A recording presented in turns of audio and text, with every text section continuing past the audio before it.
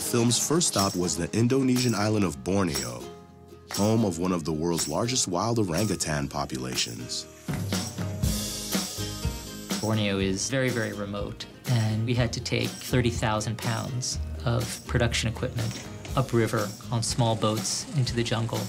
The IMAX crew made this journey because the world-renowned primatologist, Dr. Birute Mary Galdikas, offered them rare access to her work of studying and saving orangutans. When I went into the field almost 40 years ago, there were no roads, no telephones, there was virtually no electricity. You see what it is that she had to deal with, you know, with the swamps, the leeches, the insects, the heat, the humidity. I mean, this is one of the most uncompromising places that I've ever been.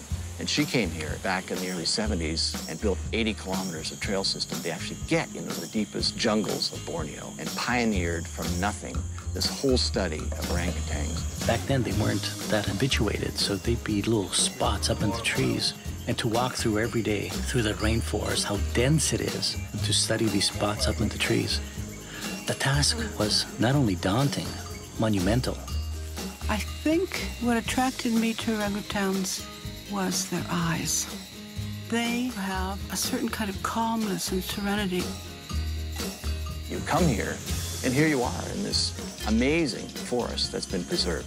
And it's exhilarating because you step off the boat onto the dock, and immediately you start seeing orangutans, you know, coming out of the forest, almost to say hello. It's magical that you're in this paradise. Orangutans are under enormous pressure from palm oil plantations. Huge tracts of tropical rainforest, especially in Borneo, are being leveled to make way for palm oil plantation, obliterating orangutan habitat. And the orangutan population is just getting smaller and smaller every day.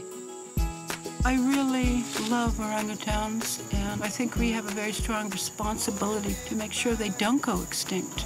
And the only way we can do that is by saving the forests.